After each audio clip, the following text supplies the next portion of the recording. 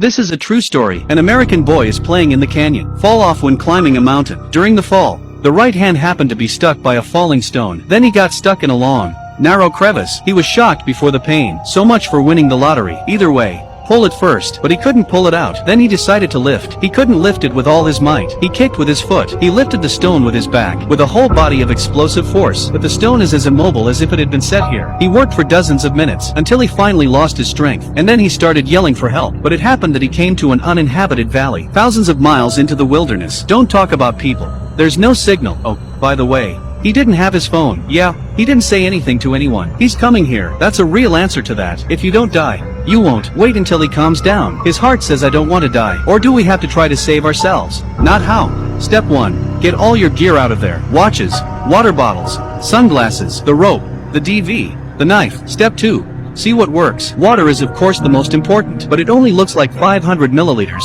and it lasts for a week. The utility knife is by far the most useful, so the third step is to drill. But it wasn't long before his hands were sore. Just for a few hours, is not even a little bit of debris. And then he was not careful, and the knife fell through the cracks. He called out shit. He tried to reach out and pick it up. He took off his shoes and tried to clip them with his bare feet. Then he held a twig in his foot and tried to hook it. Still can't. Next time he twisted the branch. It's a little hook. Finally got the tool knife up.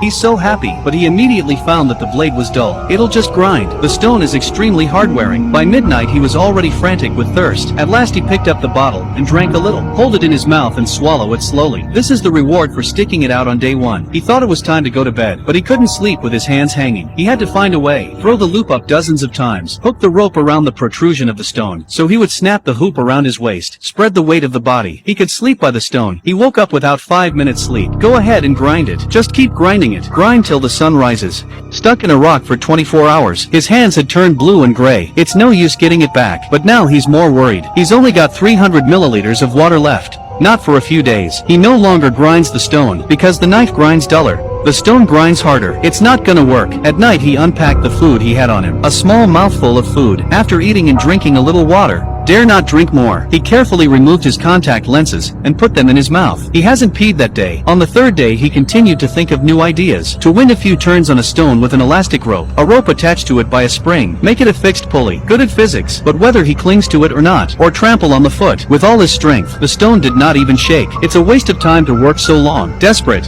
his head was full of water, drinks, beer. At last he could not help opening the bottle and taking a sip. Then suddenly urinating was intense. He unzipped his trousers and peed out. It could be a problem caused by lack of water. The second time, he learned to pee in a water bag. Might be useful next. That evening he summed it up for the camera. His fixed pulley is useless because the rope is elastic. He only has 150 milliliters of water left and he'll last until tomorrow night. Then he found the straw in his water bag, wrapped in a ribbon of cotton. This is a good tourniquet. In fact, he knew what the only way was. He wrapped the tourniquet around his right hand, pulled it tight and tight with the snap. Then he took out his tool knife and began to cut his own hand. Who knows, it is really too dull to cut the skin. He was already very weak and groggy. Drank some water and knocked over the water bottle. Precious water has been wasted.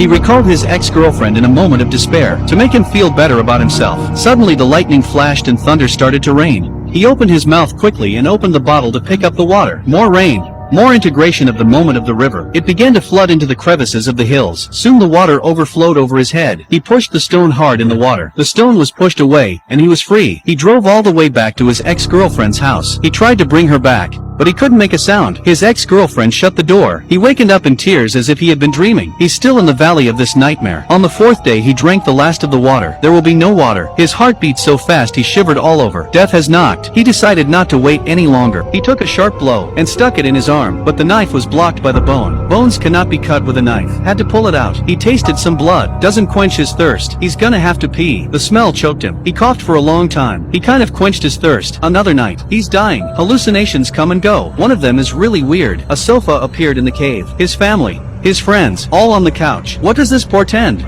He's not thinking anymore. It's time. He started pushing. What's he working on? Snapped the right hand. In sharp pain, he finally broke a bone in his arm. Then he continued to push, push, the second bone was also broken. He gave a few laughs, wiped the tears, pulled out his knife and started cutting his arm. After a self-defeating struggle, he finally cut off his arm. Coming down, in the real story, the process lasted more than an hour. He recovered for a while, then wrap up the arm, pack up things and leave. Before leaving, couldn't help but pick up the camera, took a shot at the severed hand. He walked through the narrow cracks in the rock. Soon the light was found. He's finally in the sun. He's so happy. Look down, and water, dirty water, and precious to him. But how to get down 10 meters? All of a sudden he sees there are shackles left behind by previous generations. He began to laugh, kiss it. He then hung himself with the elastic cord and the snap, a little bit down, walked to the water's edge. He threw himself into the water. To drink water in the wilderness, drink on your stomach, drink from a water bottle, wait for him to drink enough water, and leave everything behind, just the water bottle. Forward, the canyon is large, but he's got feet. It was in exchange for a hand. He walked with difficulty, 4 hours on end. The water is finished. He felt faint as he walked. Fall and get up and keep going. The blood from the broken arm came out. At last he saw it. There's someone ahead. He began to shout. With one last ounce of strength, people were running towards him. He was saved. In a daze, he said he cut off his own hand. Want some water? He was given water. He drank a lot. Finish it and move on. Here comes the second batch. He continued to drink, finally sat down on the floor, exhausted. People spoke to him. He was unable to respond, until the wind blows. Dusty. He looked up. The chopper's here. This man encountered a stone destined to kill him, but he survived a hellish ordeal, and earned the right to live. One day,